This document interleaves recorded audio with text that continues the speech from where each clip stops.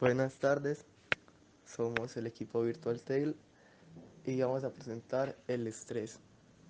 El editor de este video va a ser Samuel Cali, nuestro líder. ¿Cómo se produce el estrés? El estrés es un estado de reacción misma, la cual hace entrar en un estado de tensión a quien la padece. A la hora de la generación de este, intervienen diversos factores. Sucesos externos. El estrés se desencadena al surgir un evento en el cual el sujeto se siente amenazado o asustado y o en un evento desafiante. Órganos. Los órganos que juegan en un papel a la hora de generar el estrés son las glándulas suprarrenales. Estas producen adrenalina. Cuando se está en una situación de estrés, esta la dispara. Cerebro. El cerebro envía señales para que se aumente la liberación de cortisol, haciendo que estos niveles se encuentren en mucha mayor medida en la sangre y en todo el cuerpo. Hormonas, entre paréntesis sustancias. La adrenalina.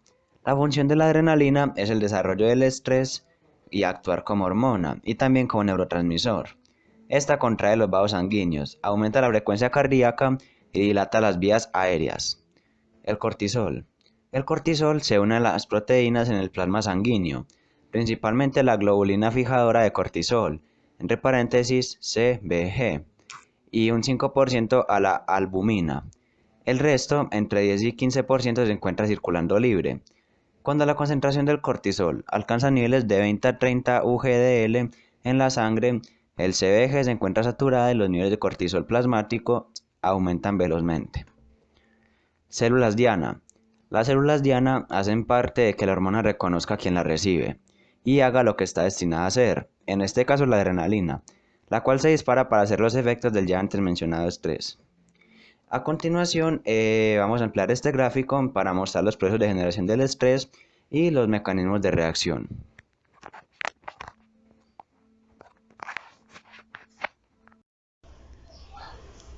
El estrés en el sistema nervioso. Cuando un ser humano percibe una situación de riesgo, su organismo inicia una serie de cambios y modificaciones fisiológicas.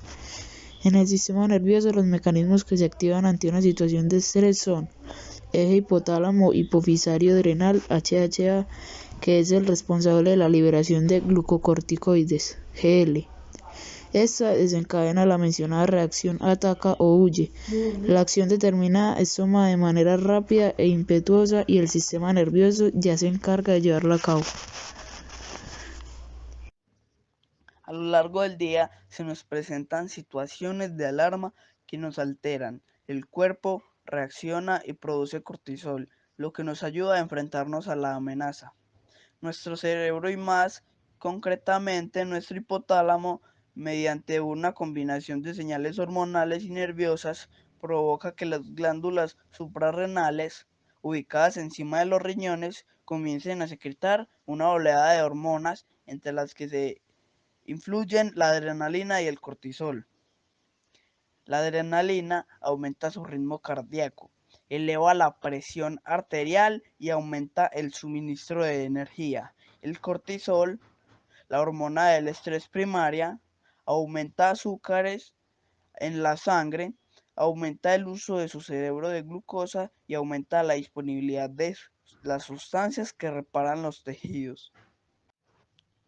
En el sistema endocrino, la regulación y la función de los canales de calcio es importante en las respuestas hormonales. Ejemplo de esta regulación lo constituye la tritropina, que es capaz de movilizar el CA2 intracelular y regular los canales de CA2 para inducir la salida de yodo del tirocito.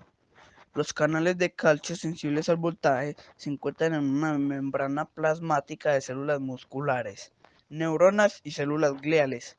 Estos canales regulan la entrada de calcio a la célula y median funciones fisiológicas, tales como el crecimiento neuronal, la regulación enzimática, la expresión génica y la salida de neurotransmisores de las terminales nerviosas.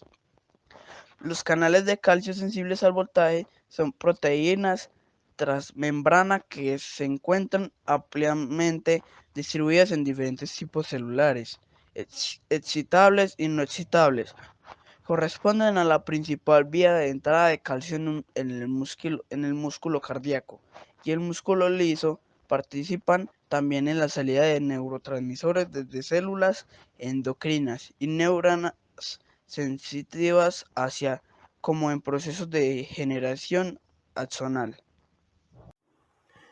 En caso de que sea una emoción que caracteriza como negativa, debe plantear cómo gestionarla, transformarla y qué técnicas o herramientas podrán servir para ello. Pero si la identifican como una emoción positiva, deben plantear cómo fortalecerla cotidianamente.